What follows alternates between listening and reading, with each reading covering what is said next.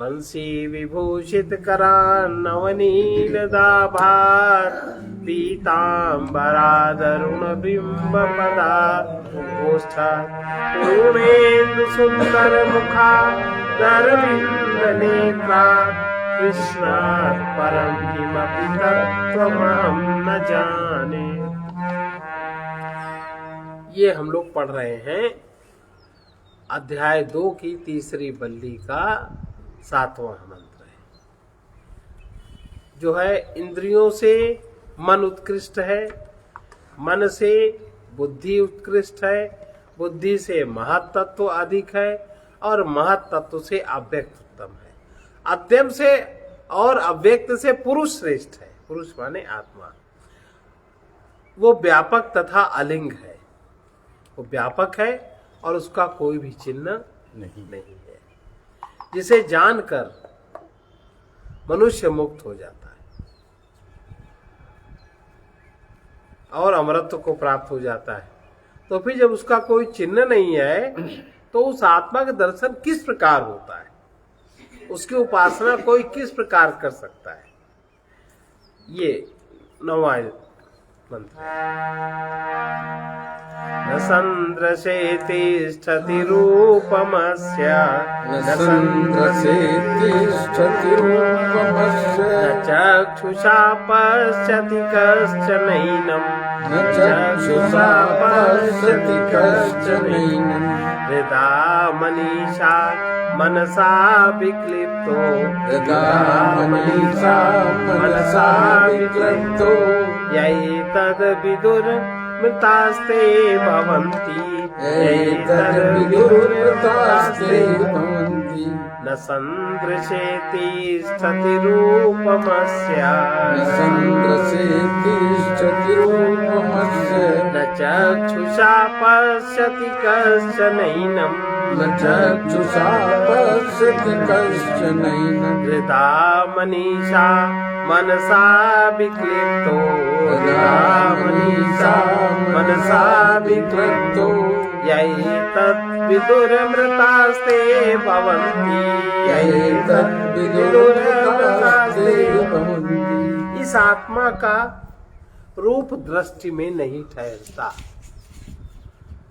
मतलब आंखों के सामने जब कोई आकार नहीं है तो रूप कौन ठहरेगा। इसे नेत्र से कोई भी नहीं देख सकता। ये आत्मा तो मन का नियमन करने वाली है। हृदय स्थित बुद्धि द्वारा मनन रूप सम्यक दर्शन से जब प्रकाशित हुआ ही जाना जा सकता है। जो इसे ब्रह्म रूप जानते हैं वो अमर हो जाते हैं। माने इसके जानने का जो सामान्य विधान समाज में प्रचलित है, उस विधान से आत्मज्ञान नहीं होता। यह आत्मा तो मन का नियमन करने वाली है। हृदय स्थित बुद्धि द्वारा मनन रूप से सम्यक दर्शन से प्रकाशित हुआ ही जाना जा सकता है। जो इसे ब्रह्म रूप से जानते हैं वो अमर हो जाते हैं। इस प्रत्येगात्मा का रूप दृष्टि में विषय के रूप में स्थिर नहीं होता। अतः कोई भी पुरुष इस प्रकृत आत्मा को चक्षु से, संपूर्ण इंद्रियों से अर्थात समस्त इंद्रियों में से किसी से भी नहीं देख सकता। किसी भी इंद्रिय से, किसी प्रकार भी मन से उसको नहीं देखा जा सकता। यहाँ तो फिर उसे किस प्रकार से देखें? इस पर कहते हैं हृदय स्थिता बुद्धि से। जो बुद्धि आपकी हृदय में स्थित होती है, जो बुद्धि आप हृदय में स्थित करने में समर्थ होते हैं, अभी आपकी बुद्धि अपनी मन के उस विषय इंद्रिय विषय संयोग में स्थिर है, तो उससे संबंधित जो भी विकार आदि है आप उसी का विचार करते हो। और इसीलिए जो अहंकार के आधार पर जितनी भी आसुरी शक्ति संपन्न होती है, काम क्रोध लोभ मोह मद मत्सर, उसी में आप घूमते हो। अभी दैवी शक्ति संपन्नता तो तब आती है जब आपकी बुद्धि हृदय में स्थित होने लगती है, नहीं आती। तो हृदय स्थिता बुद्धि से जो कि संकल्प आदि रूप मन की नियंत्रित, मन को जो नियंत्रित करती है, ईशन करने के कारण उस विकल्प शून्य बुद्धि, जब बुद्धि में मन का कोई संकल्प विचार नहीं करता, अभी मन ने कोई संकल्प किया और आपकी बुद्धि उसी संबंधित विचार करके उसी को प्राप्त कराने का साधन ढूंढने लगती। मानो मन में मोह है, मोह संबंधी कोई बात आई, आपकी मोह की धारणा, और आपकी बुद्धि उसी में खोज करने लगती। आपकी लोभ की धारणा, बुद्धि उसी में खोज करने लगती। आपने इतनी बड़ी बुद्धि को इतना पारदर्शी बनाया, पर उसने कहाँ विचार किया पारदर्शी बुद्धि? पदार्थ संबंधी लोभ आदि में ही तो विचार किया, कि उसने अपनी प्रकृति बदलने में विचार किया। कहाँ विचार किया? आप छोटे आदमी हैं, आप पास ज्यादा धन हो सकता है, आपके पास ज्यादा बड़ा परिवार हो सकता है, आपके पास ज्यादा बहुमत हो सकता है, आप बड़े अच्छे नेता हो सकते हो। इसमें आत्मा को देखने की कहाँ बात है? ये तो मन से नीचे की जितने भी पदार्थ हैं, जड़ पदार्थ है, उन्हीं का नियमन, उन्हीं का मनन, उसी संबंध में विचार चलता है। तो ये तो सब प्रकृति का तमोगुणी तत्व है। और वही प्रकृति के सतोगुणी तत्व में, रजोगुणी तत्व में आप आए नहीं, क्योंकि कोई व्यक्ति मेहनत नहीं करना चाहता, करना चाहता है नहीं करना चाहता। तो ये बता रहे हैं कि विकल्प शून्य, जब बुद्धि में सारे विकल्प शून्य हो जाए, विकल्प शून्य बुद्धि से मन अर्थात मनन रूप यथार्थ दर्शन द्वारा सब प्रकार समर्थित प्रकाशित हुआ आत्मा जाना जा सकता है। ये उस आत्मा को जो लोग ब्रह्म की तरह जान लेते हैं, कि जैसे ब्रह्म पूरे जगत में व्याप्त होकर सारी क्रियाओं का संचालन करता है, सारा नियमन करता है, सारे देवताओं में उसी की शक्ति व्याप्त है, उसी की प्रेरणा से हर कुछ का चरण बल, जैसे कल बताया था उस मंत्र में, उसके भय से वायु दौड़ता है, उसके भय से सूर्य निकलता है, उसके भय से यमराज दौड़ता है। तो ये इस प्रकार जो जान लेता है, वो उस व्यक्ति के अंदर अमरत्व को प्राप्त कर लेता है। वो हृदय स्थित बुद्धि का लक्षण, कि जब बुद्धि में कोई संकल्प के पीछे बुद्धि न भागे, संकल्प की पूर्ति में बुद्धि जब न लगे, निसंकल्प बुद्धि हो जाए, माने मन के संकल्प का आश्रय न ले, तब समझे कि बुद्धि का प्रवेश हृदय में हो रहा, बुद्धि हृदय के सामने आ रही है। बुद्धि है संकल्प शून्य बुद्धि, संकल्प शून्य माने हृदय में स्थित बुद्धि किस प्रकार प्राप्त होती है, उसको बता रहे हैं, जिससे कि परम पद की प्राप्ति होती है। यदा पंचावतिष्ठन्ते ज्ञानानि मनसा सह बुद्धिश्च न विचेष्टति तमाहु परमां गतिम्। यदा पंचावतिष्ठन्ते ज्ञानानि मनसा सह बुद्धिश्च न विचेष्टति तामाहु परमां गतिम्। जिस समय पांचों ज्ञानेंद्रियां मन के सहित स्थित हो जाती हैं, कहाँ? जहाँ कोई विचार नहीं, हृदय में, जहाँ कोई विकार नहीं, जहाँ कोई संकल्प नहीं, वो हृदय कहलाता है। निर्विचार, विषय और निर्विकल्प, जहाँ कोई कल्पना नहीं, वो जो क्षेत्र है वो हृदय स्थित चेतना का क्षेत्र है। जब मन सहित पांचों ज्ञानेंद्रियां स्थित हो जाती हैं और बुद्धि की सारी चेष्टा समाप्त हो जाए, बुद्धि भी चेष्टा करती बहिर्जगत में, वही तो बहिर्जगत में जो मन में है उसी की चेष्टा करती है बुद्धि, और बुद्धि की सारी चेष्टा भी समाप्त हो जाती। वो जो स्थिति है, वो जो अवस्था है, उसी को परम गति कहते हैं।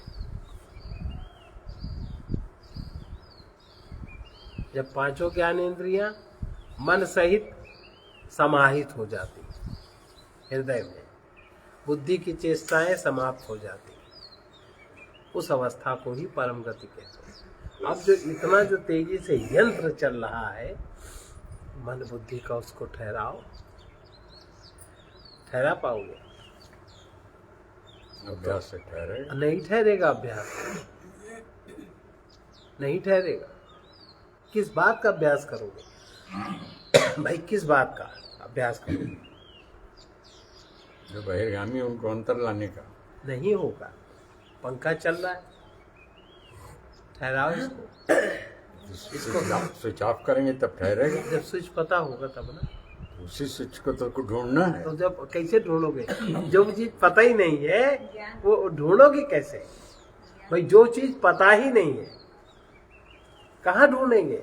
और जो ढूंढने का स्विच है उधर का कभी कोई ध्यान नहीं, आचरण नहीं, ज्ञान में प्रकाश नहीं, कैसे ढूंढोगे? और जब ढूंढने चलते हो तो लगता है हाय छूट गया, यहाँ मेरे नहीं, यहाँ तुम्हारे नहीं, हाय कैसे होगा?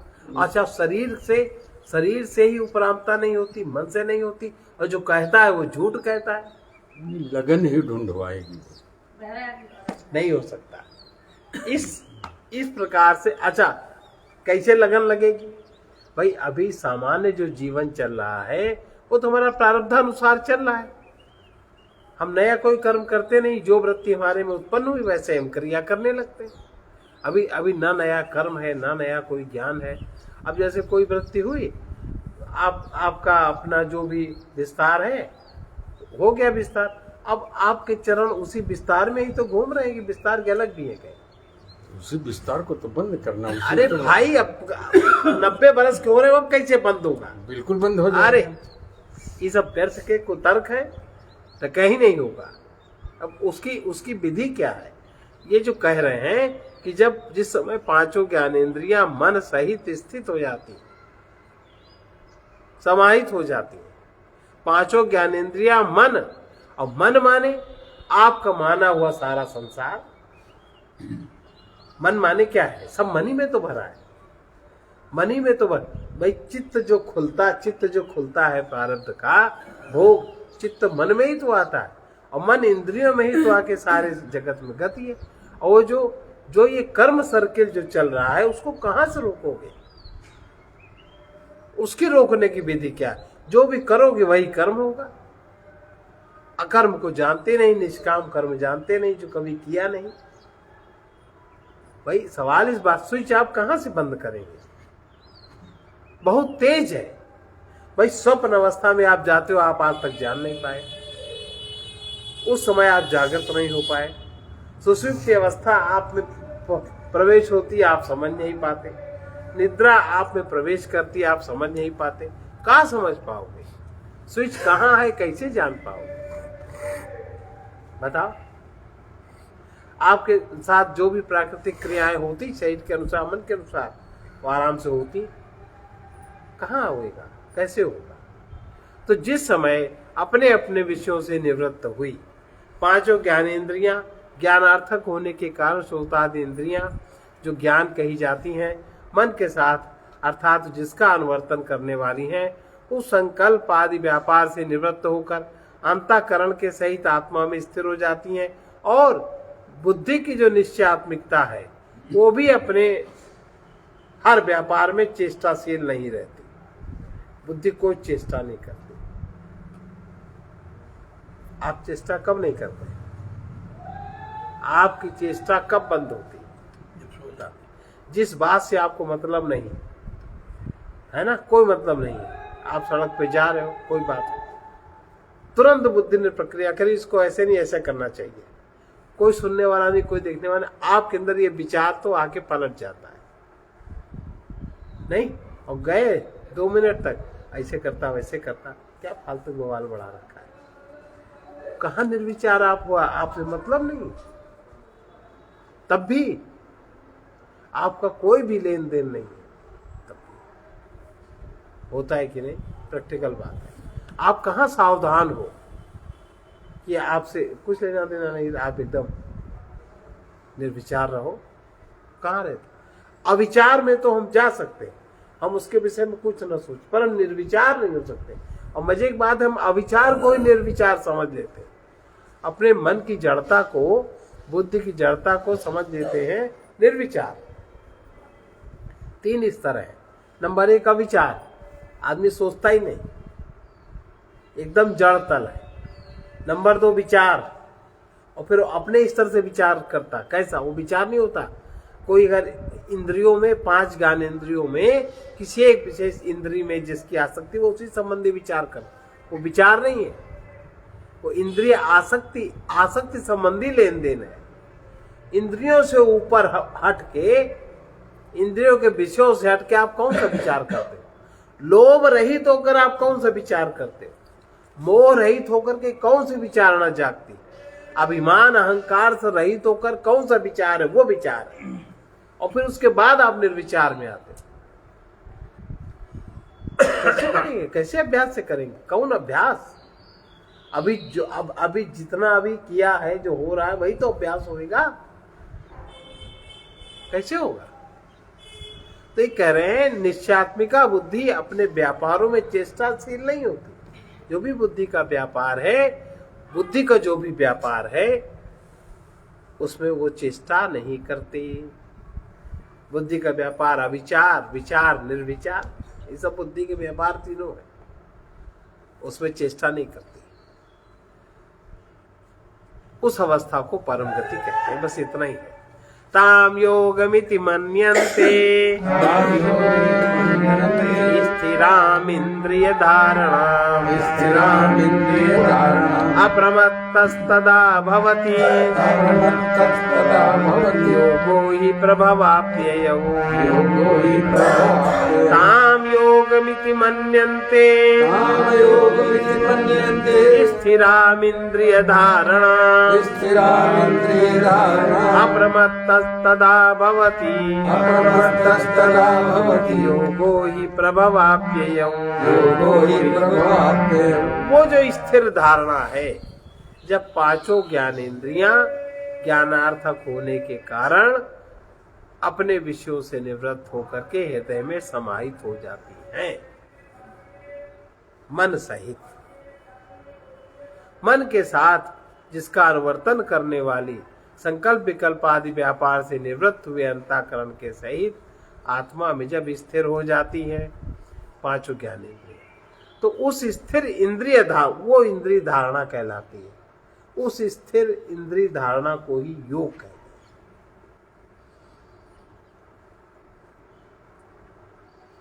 भाई, इंद्रिय धारणा नहीं है, इंद्रियां जब अपने अपने विषयों में, तभी तो चित्त की वृत्ति होती है।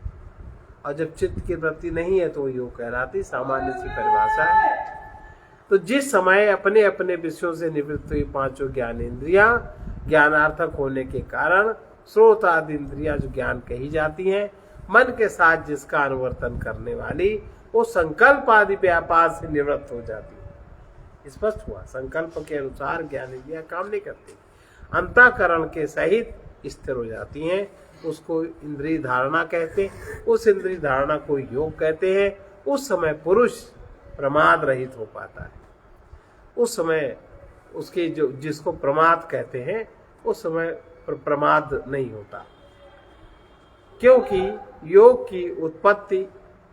ही उत्पत्ति और नाश रूप है। उस ऐसी अवस्था को ही जो वास्तव में वियोग ही है, योग मानते हैं, क्योंकि योगी की यह अवस्था सब प्रकार के अनर्थ संयोग को वियोग रूपा कर देती है। जो अनर्थ का संयोग है, विनाशी जगत का संयोग है, उसका वो समाप्त हो जाता है, माने योग संयोग का अनर्थ हो जाता है। उस अवस्था में आत्मा अपने अविद्यादि आरोप से रहित हो जाती है और स्वरूप में स्थित हो जाती है। उस अवस्था में ही इंद्रिय, इस अवस्था को ही इंद्रिय धारणा कहते हैं। स्थिर अर्थात अचल इंद्रिय धारणा, यानी बाह्य और आंतरिक कारणों को धारण करना। इंद्रिय धारण बाह्य कारण है, जगत का जो अंदर कारण है उसको एक साथ धारण करना, माने जो दोनों कारण जो हृदय में समाहित है उसमें इंद्रियों की स्थिरता बन जाना। बाह्य कारण भी ब्रह्म है जगत का और अंतर कारण भी ब्रह्म ही है जगत का। आत्मा उसका अंश है, जीवात्मा उसका अंश है। तब उस समय साधक पुरुष अप्रमत्त प्रमाद रहित हो जाता है, तब प्रमाद नहीं करता और चित्त समाधान के प्रति सर्वदा समाधान कैसे हो, आत्मज्ञान कैसे हो, संयत्न रहता है। अपने चित्त उस क्षेत्र में काम करने लगता है। उस समय ऐसी स्थिति होती है। ऐसा इस वाक्य की सामर्थ्य से जाना जाता है, क्योंकि बुद्धि आदि की चेष्टा का अभाव हो जाने पर प्रमाद होना संभव नहीं है। अतः बुद्धि आदि की चेष्टा का अभाव होने से पूर्व ही अप्रमाद का विधान किया जाता है। अथवा जिस समय भी इंद्रियों की धारणा स्थिर होती है उस समय निरंकुश अप्रमत्त तत्व होता है, इसलिए उस समय अप्रमत्त हो जाता है। ऐसी बात, क्योंकि योग ही प्रभव और अप्यय यानी उत्पत्ति और लय रूप धर्म वाला है। इसका तात्पर्य यह है कि लय की निवृत्ति के लिए ही प्रमाद का अभाव करना चाहिए, ताकि योग लय न हो। तो प्रमाद का अभाव जब होगा तभी योग लय नहीं होगा। यदि ब्रह्म बुद्धि आदि की चेष्टा का विषय होता, ब्रह्म अगर बुद्धि आदि की चेष्टा का विषय होता तो यह वो ब्रह्म है, इस प्रकार विशेष रूप से कहा जाता, ये वो ब्रह्म है, ऐसा नहीं कहा जाता। ऐसा ग्रहण नहीं होता, किंतु बुद्धि आदि के निवृत्त हो जाने पर उसे ग्रहण करने का जब कारण का अभाव हो जाने से तब वो वस्तुतः उपलब्ध होता है। किसी भी प्रकार के कारण का जब अभाव हो जाता है तब उसकी उपलब्धि होती है। लोक में जो वस्तु इंद्रिय गोचर होती है वही है, इस प्रकार कही जाती है। लेकिन ब्रह्म इंद्रिय गोचर न होने के कारण इसके विपरीत इंद्रिय गोचर न होने वाली वस्तु असत कही जाती है। जो इंद्रिय गोचर नहीं है उसको हम असत कहते हैं। जगत में यही तो दो नियम है, एक इंद्रिय गोचर है वो है, और जो इंद्रिय गोचर नहीं है वो असत है। लेकिन अब तो योग व्यर्थ है अथवा उपलब्ध होने वाला न होने से ब्रह्म नहीं है, इस प्रकार जानना चाहिए। ऐसा प्राप्त होने पर लोग कहते हैं कि उपलब्ध नहीं है तो ब्रह्म नहीं है। तो ब्रह्म, ऐसे व्यक्ति ब्रह्म को जाने, उससे अच्छा वो लोग न जाने, वो यही मानते रहे कि नहीं है।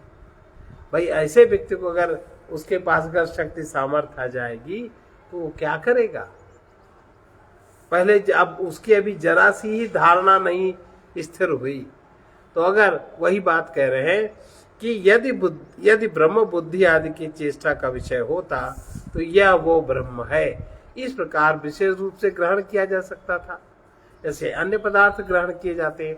किंतु बुद्धि आदि के निवृत्त हो जाने पर उसे ग्रहण करने के कारण अभाव हो जाने से, पदार्थ का जगत का अभाव हो गया, अभाव हो जाने से उपलब्ध न होने वाला बुद्धि में तो यह है कि जब सब रहेगा, जैसे सब चीज है वैसे ही भगवान है, वैसे ही ब्रह्म है, और उसका हो गया अभाव, इसलिए ब्रह्म नहीं है, ये है ही नहीं। लोक में जो वस्तु इंद्रिय गोचर होती है वही है, इस प्रकार प्रसिद्ध होती है। और इसके विपरीत जो इंद्रिय गोचर नहीं होती, इंद्रियों से जो प्रतीत नहीं होती, उस वस्तु को असत कहते हैं कि वो है ही नहीं। अतः योग व्यर्थ है। ऐसे लोगों के लिए वो लोग कहते हैं योग व्यर्थ है अथवा उपलब्ध होने वाला ना होने से ब्रह्म नहीं है, इस प्रकार जानना चाहिए। ऐसा प्राप्त होने पर जो ये बात कही जाती है वो ठीक ही है ऐसे लोगों के लिए। आत्मोपलब्धि का साधन सद्बुद्धि है। पहले तो बुद्धि होए और फिर बुद्धि में सद तत्व जुड़े, सद्वृत्तियां जुड़े, सत्व गुण जुड़े, और सत्व गुण की जो क्रियाएं हैं वो जड़े, तो उस तरह का जो बंधन है, जो जाल है, तो वो टूटे। सद्बुद्धि माने जब आप सद्बुद्धि से सत्कर्म करेंगे तो जो असत कर्म का प्रभाव है वो तो टूटेगा, तब आपकी सतपथ में यात्रा बनेगी।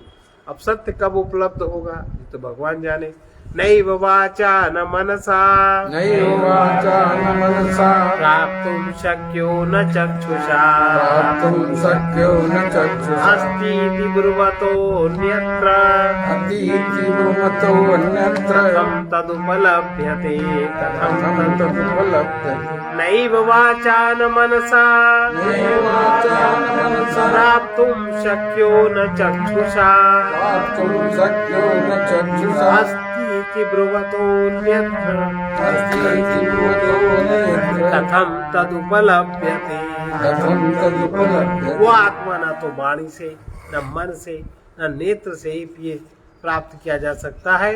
वो है ऐसा कहने वालों से भिन्न पुरुषों को, जो लोग ये कहते हैं कि है, ऐसा जो लोग कहते हैं वो उनसे भी अन्यत्र भिन्न पुरुषों को किस प्रकार उपलब्ध हो सकता है। तात्पर्य है कि वो ब्रह्म न तो वाणी से, न मन से, न नेत्र से, न इंद्रियों से प्राप्त किया जा सकता है। तथापि सर्व विशेष रहित होने पर भी वो जगत का मूल है। इस प्रकार जिसको ज्ञात होने के कारण वो है ही, क्योंकि कार्य का विलय किसी कारण में ही होता है। अस्तित्व के आश्रय से ही हो सकता है। इस प्रकार सूक्ष्मता के तारतम्य परंपरा से अनुगत होने वाला यह संपूर्ण कार्य वर्ग भी सद्बुद्धि निष्ठा को ही सूचित करता है। जिस समय विषय का विलय करते हुए बुद्धि का विलय किया जाता है, उस समय भी वो सद्वृत्ति गर्भिता हुई लीन होती है, तथा सत और असत का यथार्थ स्वरूप जानने में तो हमारे लिए बुद्धि ही प्रमाण है। यदि जगत का कोई मूल न होता तो ये संपूर्ण कार्य वर्ग असन्मय ही होने के कारण असत है, इस प्रकार ग्रहण किया जाता। किंतु ऐसी बात नहीं है।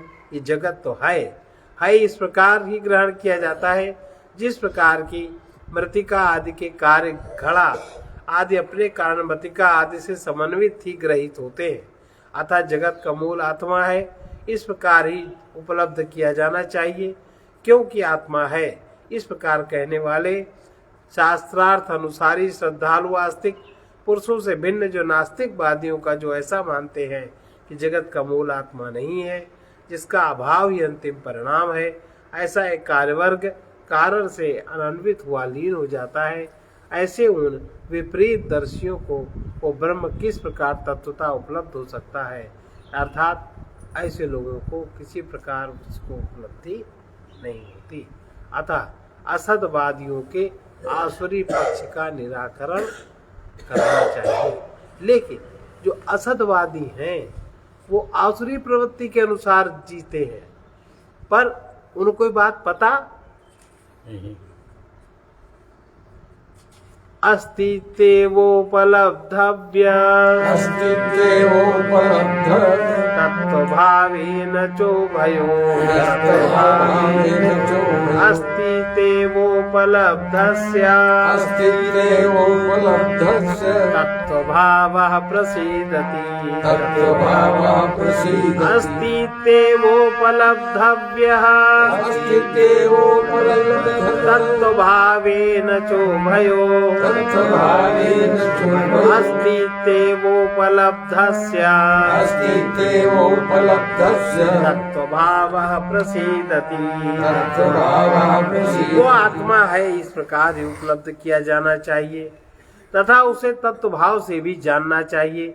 इन दोनों प्रकार की उपलब्धियों में से जिसे है इस प्रकार की उपलब्धि हो गई है, तत्वभाव उसके अभिमुख हो जाता है, उसके सामने प्रकट हो जाता है।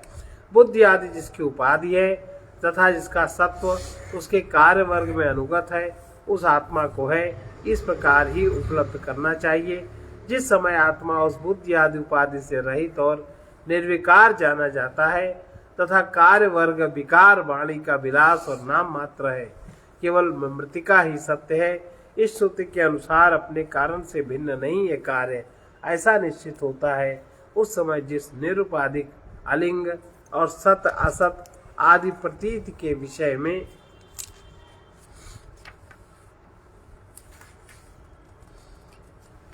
विशेष रहित आत्मा का जो तत्व भाव होता है उस तत्व स्वरूप से ही आत्मा को उपलब्ध करना चाहिए। इस प्रकार उपलब्धव्य पक्ष की अनुवृत्ति की जाती है।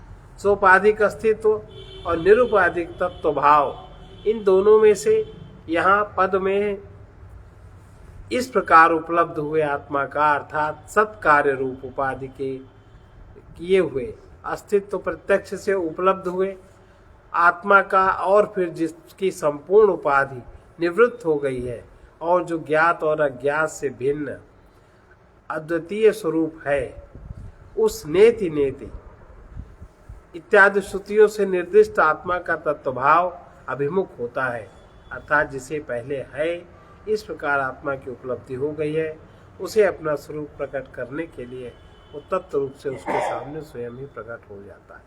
ऐसा कब होता है? अमर कब होता है? ज्ञान से अमर कब होता है? इसको हम लोग कल सुनेंगे। सर्वे भवन्तु सुखिनः, सर्वे सन्तु निरामयाः, सर्वे भद्राणि पश्यन्तु मा कश्चित् दुःखभाग् भवेत्। कृष्णाय वासुदेवाय हरये परमात्मने प्रणतक्लेशनाशाय गोविन्दाय नमो नमः। उग्रवीर महाविष्णु ज्वलन्तं सर्वतोमुखं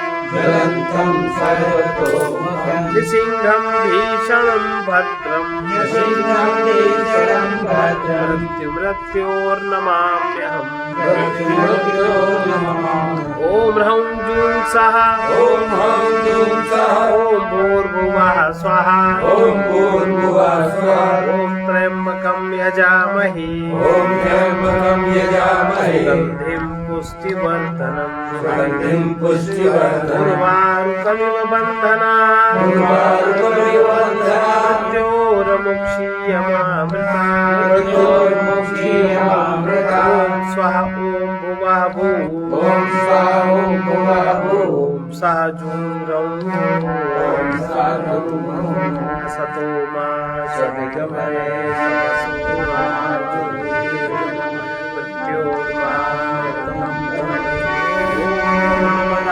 पूर्णमिदं पूर्णात् पूर्णमुदच्यते पूर्णस्य पूर्णमादाय पूर्णमेवावशिष्यते।